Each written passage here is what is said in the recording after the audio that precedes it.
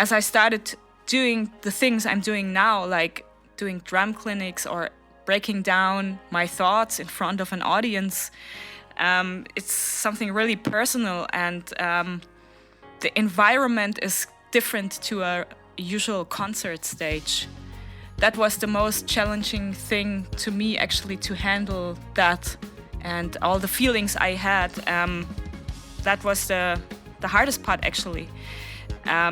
Business-wise, Norbert was a huge help for me to manage all that kind of stuff, because holding a drum clinic, for example, is something completely different. And we recorded actually each drum clinic for the first 2 years we did together.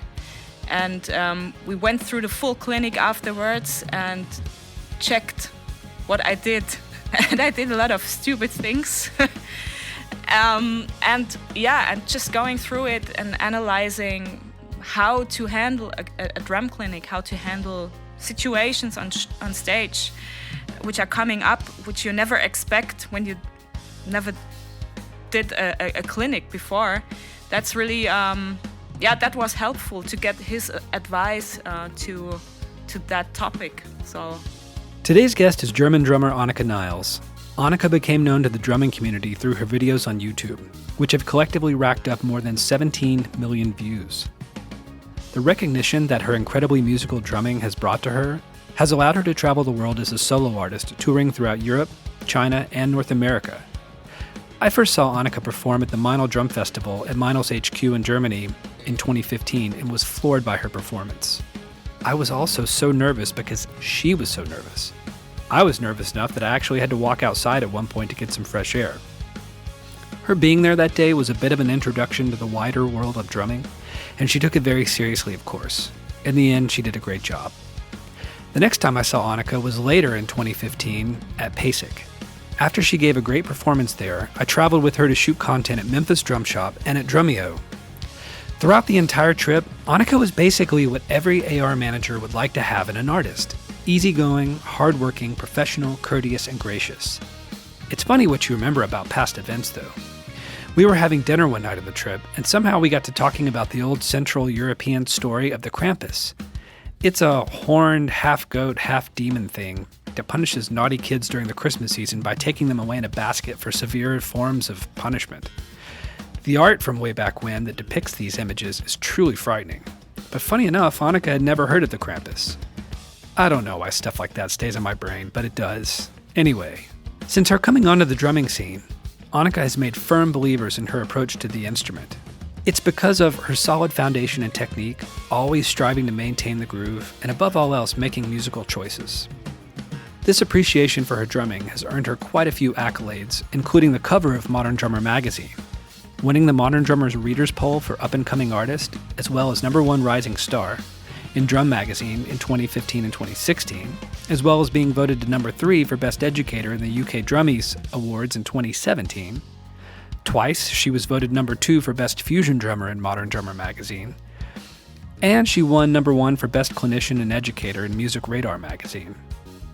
In addition to her work on the drumming scene and clinics and on festivals, she's released her own music through singles and on an album called Picolar. She's also done extensive work with a group from Germany called Neville, helping her to showcase her music. So while I was in Germany recently on a trip for business, I was at Meinl's HQ, and my colleague Norbert set up a phone call between Anika and myself, and we chatted for this podcast. She's super easy to talk to, very relaxed, and had a lot to say. So sit back, listen, and I hope you guys enjoy this podcast. I'd like to welcome everybody in to the Meinl Radio podcast. Today we've got Anika Nilles. She is up in Mannheim, Germany at her house, and I am at Meinl HQ down here in Gutenstetten, Germany. And we're just going to talk about a bunch of random stuff. Is that totally cool? Absolutely. Yeah, cool. Awesome. So I'm going to try and ask you questions you don't get asked often. I hope you're okay with that. Yeah, absolutely. Okay. So my first question. Now, so everybody knows I traveled with Anika. I guess it was around the end of 2015. she came to play the PASIC show in the U.S., and then we went to Memphis for some Memphis Drum Shop video, and then up to Canada for Drumeo. And I was struck by how quiet you were, and I don't mean that in a bad way. You're just quiet. Quiet is good, but what I want to know is, what's going on through your head most of the time? Are you writing music, or are you writing hand exercises? Drumming parts are going through your head. What's going through your brain? You mean when I'm traveling or in general? Well, if they're two separate things, you can tell us both. But traveling, I guess, or just whenever. You tell me. Yeah. Okay. Now, when I'm traveling, then I'm more in the moment. I enjoy being surrounded by people I usually don't meet. I also really enjoy landscapes of all these different countries and cultures and all that stuff. But sometimes I'm just kind of overwhelmed that I cannot really talk that much, or how to say. I mean, as we have been to Memphis, or as it was actually my first time in the US traveling around and see all these different buildings and landscapes within the US, and I was really overwhelmed because I just knew that kind of stuff from pictures and movies, and I just enjoyed that. This is mainly what I'm doing when I'm traveling. I don't think that much about music and my work, actually. It's more that I enjoy the time off around what I'm doing there. And when I'm at home, I got more in this kind of creative vibe, to bring down all these emotions, which I collect in mind, to bring that down into songs and stuff. And I would say sometimes I'm more in the creative writing vibe, and sometimes I'm more into a technical drum nerd vibe, where I think about how to play things and work out stuff and work on my skills. And then I have this other part of mine where I just have a glass of red wine or something and just get in a specific mood to write a song. And then I don't think about technical things on the drums. It's more like creating music, kind of stuff like this. Yeah, sure. Okay. Well, I had a question I was going to save for later, but you just made me think of it. So you had mentioned that when we traveled through, I guess the PASIC show was down, I think it was in San Antonio, Texas at that time. Yeah. So we were down there, and then we were in Memphis. And the interesting thing is that's your first time traveling through the U.S., and what you didn't do was go to the places that people who come to the U.S. for the first time usually go to, which is one of the coasts. You weren't in California, you weren't in Florida, you weren't in New York. Especially New York and California, that's an exception to the rule. That's not what the rest of the country is like. It's a lot different, which you saw being in San Antonio and Memphis. You saw what the real U.S. is like. This made me think about traveling a little bit. So I know you travel outside the U.S. outside of Germany to lots of places. And when I travel outside the U.S., there's some countries I've gone to where I feel very, especially American, and I just feel self-conscious of it. Are there any places, any countries you go to where you feel particularly German? Yeah, I guess when I'm more in the south, somewhere like, you will laugh about that, but when I go to Spain or Italy or France, which is really close to my country, I feel pretty much German. Yeah. Because they have a different vibe. They are more like, I can't describe. They are more loose in everything. More, they don't have that much rules. Or better said, one Italian said, yes, we have rules, but we don't care.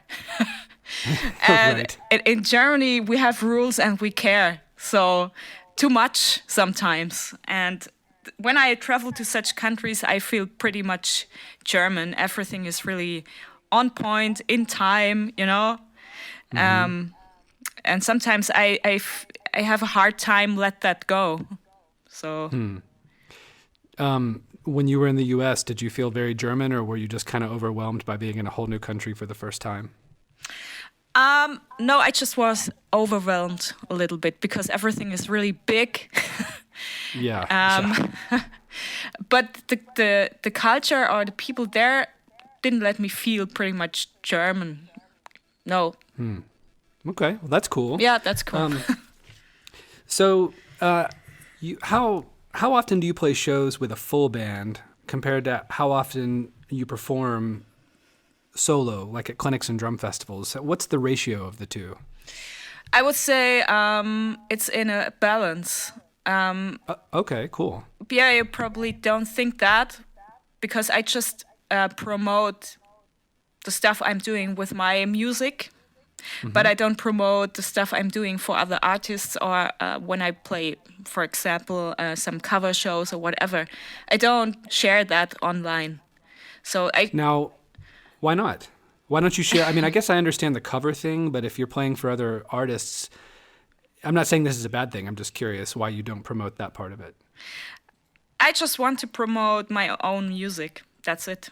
This is how Okay. I started, and sometimes I share snippets on Instagram or something when I sit down playing stuff for other artists, but it's not. I don't do that often. So I just want to share my own stuff, promote that. Which setting makes you more nervous? When you get up to play with another artist or when you're doing your own solo performances? In the meanwhile, I get more nervous when I play for other artists because I work a lot of on my own stuff, and I work with others who record for me or try to play the stuff I composed and bring in their own vibe without changing my touch too much. And I know how it feels when you are the artist. You have all these ideas and you have an idea of your music, and you are really sensitive when it comes to someone does something with your music, or play your tracks. And when I do that for others, I know how it feels. I know that the music which the artist is creating is really a sensitive thing to them. And I don't want to destroy that or do something wrong. This is what makes me nervous the most, actually, to catch the real vibe for the song, the real mood and everything, and to play that kind of music. Sometimes they want to have more a soft kind of drum playing, then they want to have a really energetic kind of drum playing, and they don't communicate that always, and you have to feel it and have to bring it in how you feel it and how you think the artist want to have it. And this is the most challenging thing to me, which makes me nervous when I sit down for others. It's less what to play and the song itself. It's more to catch the true vibe for the artist. Have you ever worked for an artist that just simply was not able to communicate well what their expectations were, or whether or not you were handling their music the way you wanted to, and it was a tough situation all the way around, or does it generally work itself out pretty positively? No, I had these experiences, but luckily there are other musicians usually surrounding you, and they work with the artist sometimes more often or for a regular sit-in in the band. They can communicate sometimes way more better what the artist wants to have as the artist itself. So they help out in this situation, or the MD helps out. But I had also the experience once, which I will never forget, where I was recording for an artist in the studio, and this guy wrote a lot of #1 hits in Europe and Germany, and he wrote this new album for an artist, and he was the producer, but not the engineer. He was more the creative producer of that kind of record, and he wants to have me like kind of a soft playing and with more dynamics and all that stuff, but he could not really communicate that in a in the regular way, like in a speech of a musician, like play more soft, play with more dynamics. That would be easy to understand. But he told me something really like play like the sun is shining and the flowers in the field are smelling like, you know. And I was like, wow, what? Yeah, that was a funny thing. So that's not entirely uncommon. I actually I had a buddy that when I was touring at one point, drum teching for someone. He was one of the audio techs, and he had been the monitor tech for Carlos Santana at one point, and he was Carlos's specific guy.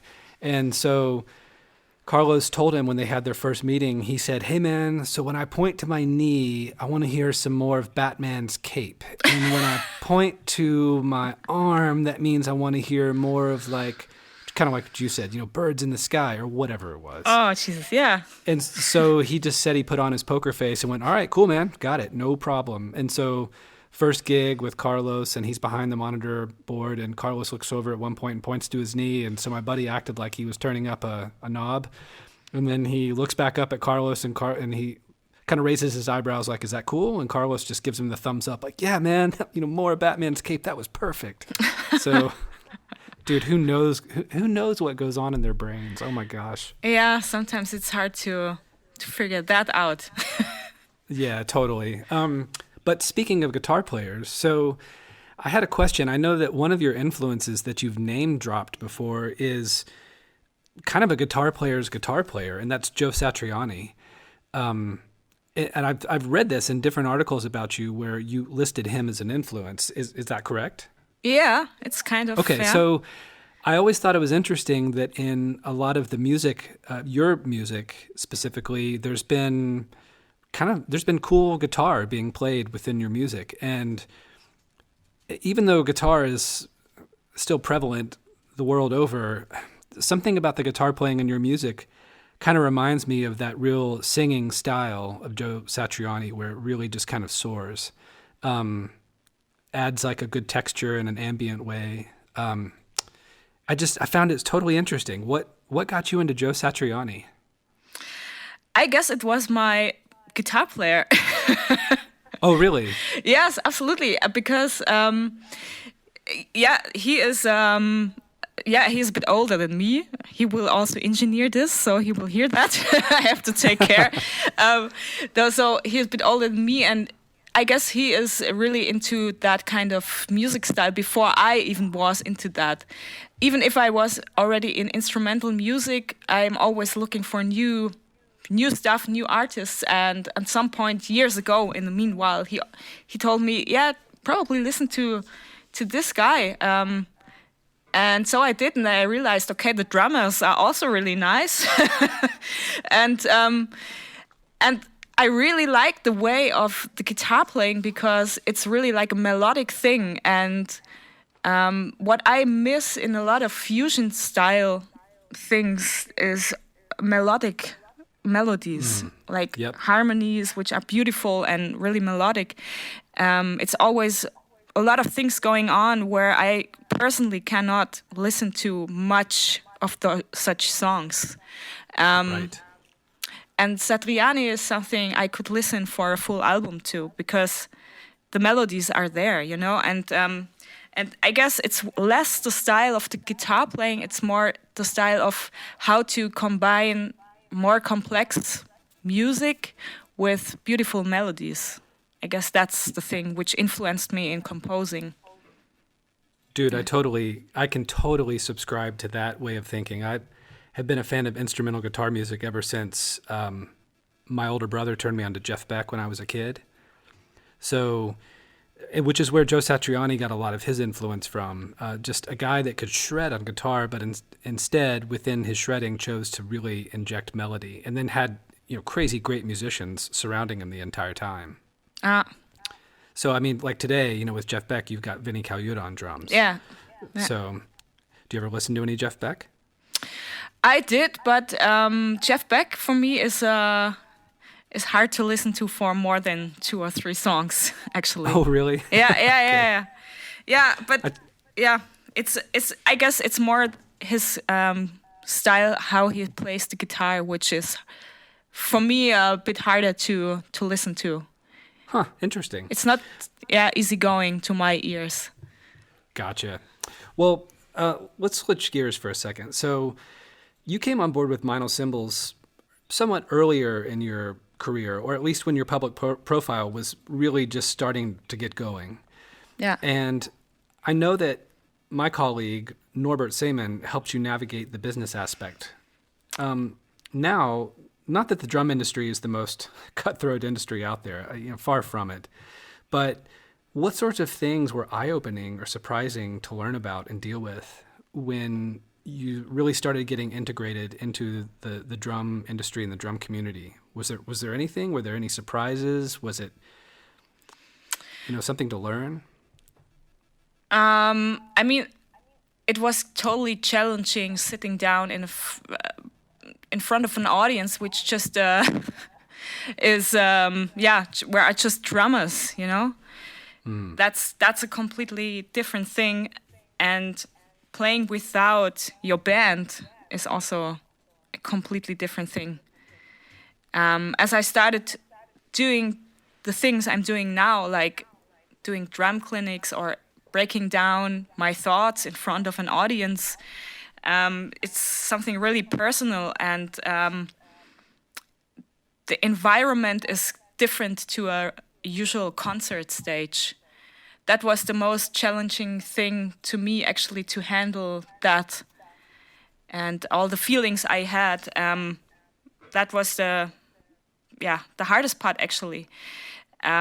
Business-wise, Norbert was a huge help for me to manage all that kind of stuff, because holding a drum clinic, for example, is something completely different. And we recorded actually each drum clinic for the first 2 years we did together. And we went through the full clinic afterwards and checked what I did. And I did a lot of stupid things. And just going through it and analyzing how to handle a drum clinic, how to handle situations on stage which are coming up, which you never expect when you never did a clinic before. That's really that was helpful to get his advice to that topic. So yeah, that's cool. So you've been doing clinics now all over the world, and you'll be doing more all over the world as time goes on. Norbert was telling me about a trip you guys will be taking, I think, next May.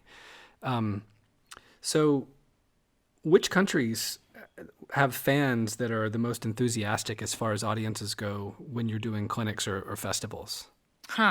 That's a good question, because each country has an own vibe and mood. People sometimes are more quiet and more relaxed and more silent. And sometimes they are really like heavily screaming and enjoying it completely, like in a different way. And I guess the most surprising situation I had on stage was in Czech Republic.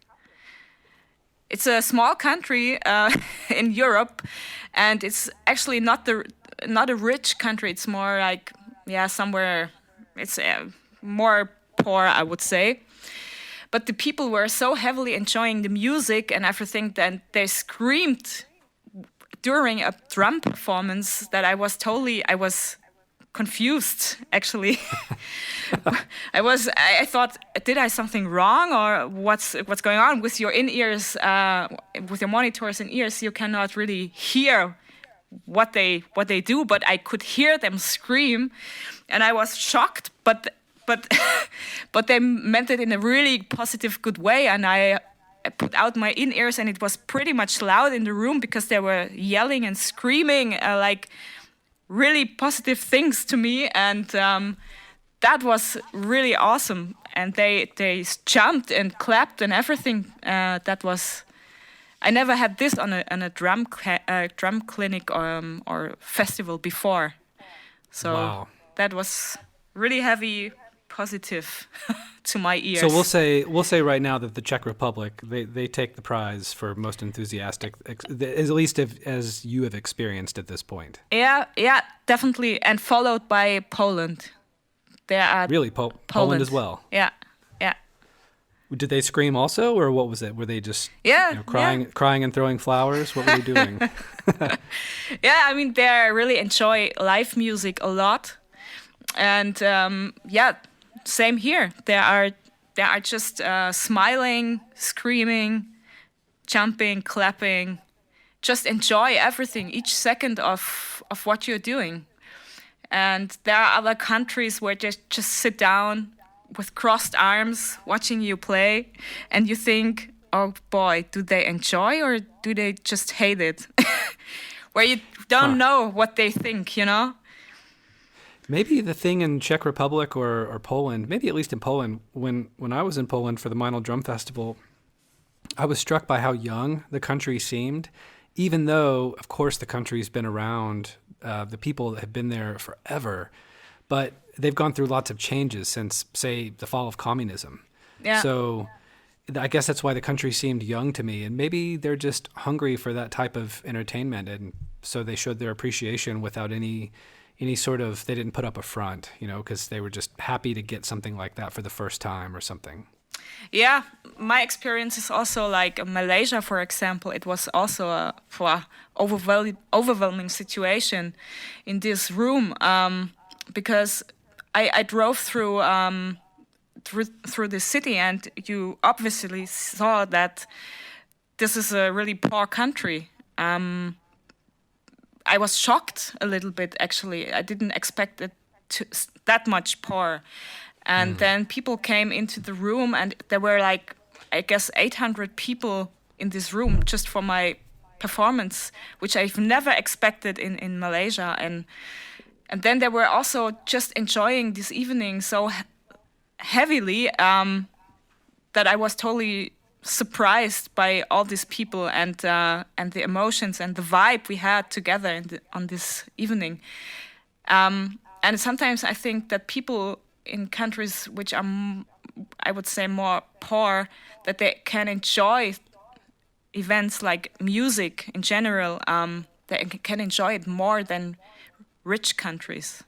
Wow, that's super interesting. What an interesting perspective to take away. Yeah. So, a totally different question, and I had I don't know, it's okay if you say no. I don't know if you listened to the podcast I did with your friend Joost Nickel, but I did one with him, and I asked him this one question, and I was a little bit surprised by his answer. So I thought I'd ask you the same question as well. So when you're in downtime mode and you're just going to give your brain a break from playing music, working on production, whatever, and I was curious, are there any subjects that you follow on social media channels that have nothing to do with drumming or music? Is there anything you enjoy doing that has nothing to do with drumming and music that gives your brain a break from it so that when you walk back to it, you're refreshed? Absolutely. So what I'm doing to refresh my mind is I am drawing.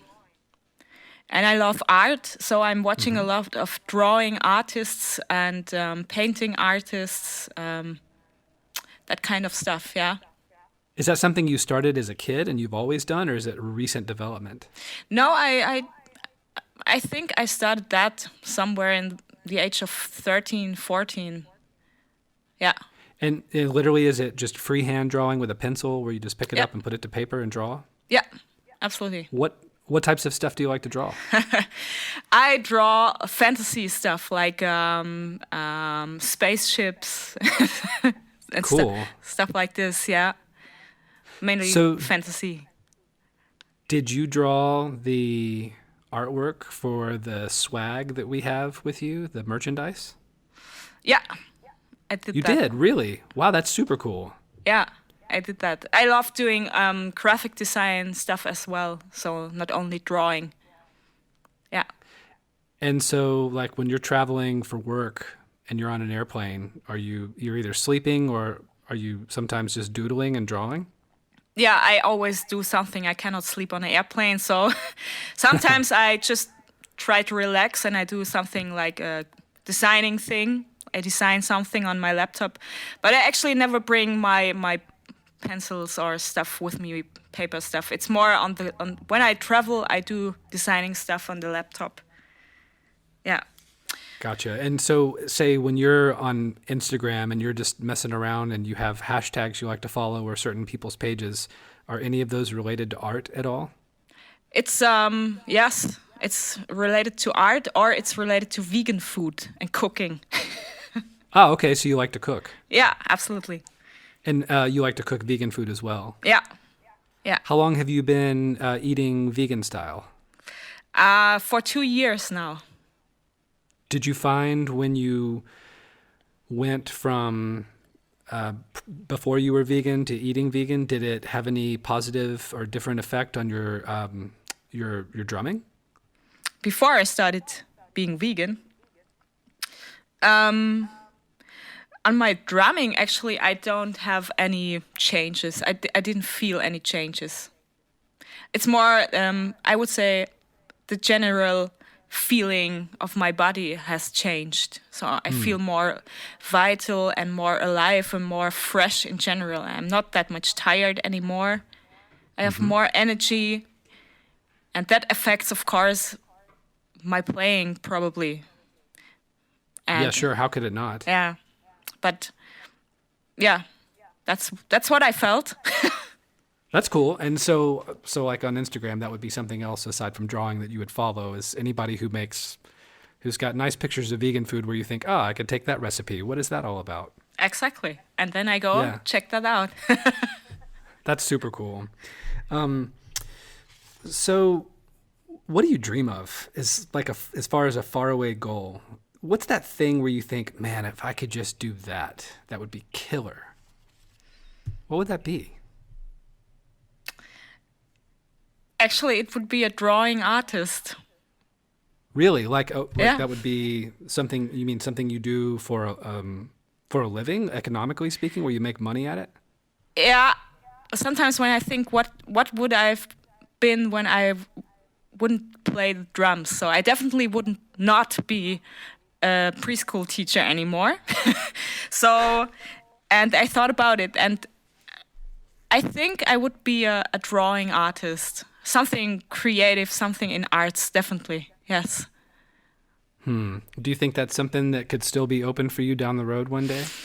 I'm not sure. I think I'm not good enough at this stage, but probably I can do something in my free time, make it more serious than it is.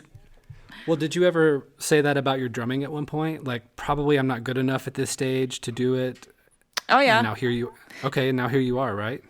Yeah, it's true. Yeah, right. Okay. Gotcha.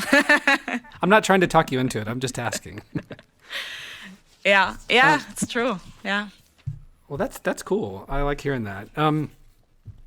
So I debated on whether or not to ask this question because honestly, I wasn't sure if you'd been asked it a lot, but the subject matter, like when I saw this, sometimes when I see that you get referred to as a female drummer, that kind of irritates me because I'm thinking, dude, she could wipe the floor with most male drummers, but you don't see male drummers being referred to as male drummers. And so I wondered if that ever bothers you, that you see that label when people are describing you. I mean, because it's obvious, of course you're female, but does that really matter? So I wondered if that was something that, how did you feel about it? Or does that subject matter just bore you? Or are you interested in it and you feel the need to speak power to it in order to empower other females? So how do you feel about all that? That's a tough question because actually I don't care about that because I grew up playing with guys.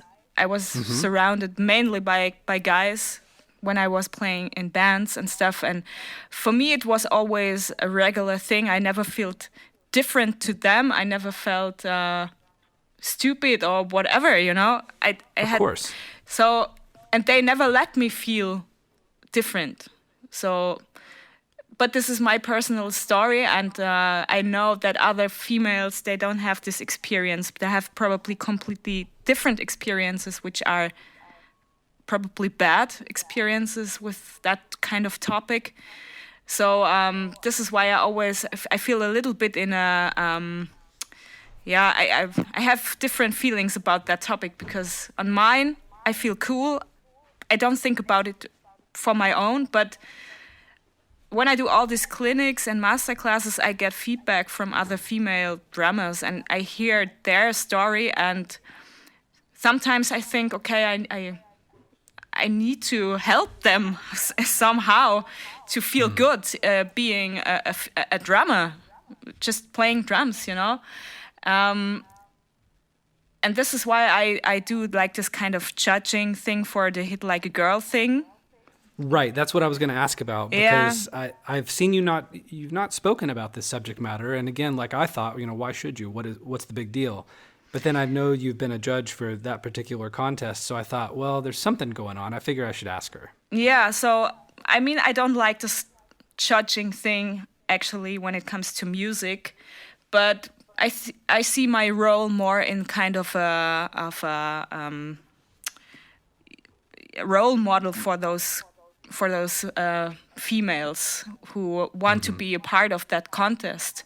And I know that as I was as I was in my teenage years, I haven't had any female role models in drums. So there were no one. Sheila E. and Cindy Blackman, probably yes, but they were not my kind of type to see them as a role model. And this is why I'm doing this kind of thing, to motivate them to just come out of the box, put videos out, just show themselves and present themselves to other musicians. Yeah, no, that's cool. And I appreciate you telling me about that. I mean, I don't use that as a talking point in this podcast. I'm really interested in it because I have an 11-year-old daughter, and she's super active into sports, particularly, American soccer, which is football for the rest of the world. But and she's very competitive in it, and she's very competitive in her studies and academics. And I don't. I'm not a pushy parent, but I definitely don't let her off the hook. I definitely make sure. She's never thought, oh, there's something I can't do that a boy can do. I make sure she knows that she's got every bit as many chances at being awesome as anyone else does, including boys. So that's why I'm interested in asking you about that kind of thing. Yeah, that's really interesting because my parents just told me that they got bad comments and they got bad views as I was 8 or 9 years old and started playing drums or played drums already for some years.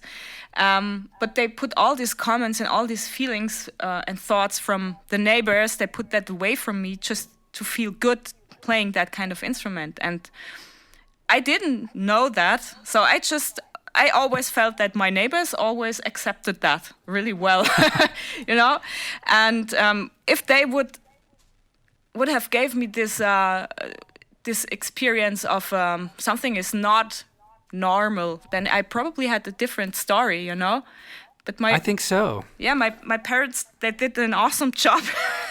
How old were you when you found out that when they told you the truth about your crappy neighbors? They just did that some months ago. Oh, really? Yeah. What a surprise that must have been. Next time you come home and you visit your mom and dad and your neighbors out in the yard, raking leaves or cutting the grass, and you shoot them a dirty look, they're going to be like, what? What did I do? Yeah. That's pretty funny. I'm totally paraphrasing here, but I think it was the artist Pablo Picasso who said something to the effect of, all kids are great artists until someone tells them that they're not. Yeah. And that kind of loosely translates to what you're talking about. Your parents kept that negative energy away from you, which is what parents are supposed to do. Exactly. So yeah, that's awesome. I'm very thankful. As you should be. I've always also said I think the parents of drummers are like the best parents ever because they put up with so much. They've got the loudest instrument in their house. Band practice can usually be at their house, and then that means all the band members eat all their food. Yeah, true. So any kid who's got parents, any kid who's a drummer, they pretty much probably won the lottery with their parents. I think that's true. Yeah. Yeah. I feel that way about mine. Anyway, I've got one more question for you. So, and I have to ask this. It's like a great way for you to please tell everybody out there what's going on, but what's next for you? What's your immediate plans for the future? Oh, actually, right now we are on a new band album. So we're in the last steps to finish this album of complete new tracks, which I've written with the guys together. And the release of that record will be the next step in the near future. And this is for Neville, right? This is Neville, yeah. Exactly. Okay, and where can people find that music? When it's released, then they can find it on Spotify, they can find it on iTunes, Amazon Music, everywhere where you can stream and buy music, actually. Cool. Yeah. So you're working on that right now. And will I see you in a couple of days in Manchester? Exactly, yes. There is a a drum camp coming up, which is running over a weekend. This is coming totally next. And then, Cool. Of course, I coming over to the US for a couple of clinics for Tama. And I do this drum camp in Montreal before with Emmanuel Caplet. And I'm writing a book right now. I'm still writing a book, I have to say. I do that for a while now. It's not finished yet, but I'm on an educational book. So this is what I'm working on the most right now. Nice. And did I see that you are affiliated with an app for hand exercises? Yes, I collaborated with an app called Synced. And I do all this, I share all these warm-ups on Instagram. And now we put together a package where you just can listen and see all these exercises on an app, which is kind of a metronome app. And you can play along with the exercises. You can slow it down, you can speed it up and all that stuff. That makes it easier to learn all these studies. And we brought that out. We put that out some days ago. Yeah. Nice. Super cool. Well, Anika, thank you so much for your time. I really appreciate you just talking to us and sharing your views about everything. And it's really nice of you to take your time and do that. Thank you. Yeah, thank you for doing that. It's a pleasure. Thanks for listening to Meinl Radio. If you liked this episode, please head over to iTunes to subscribe, rate, and leave a review. We would appreciate it very much. Thanks, and we'll see you soon.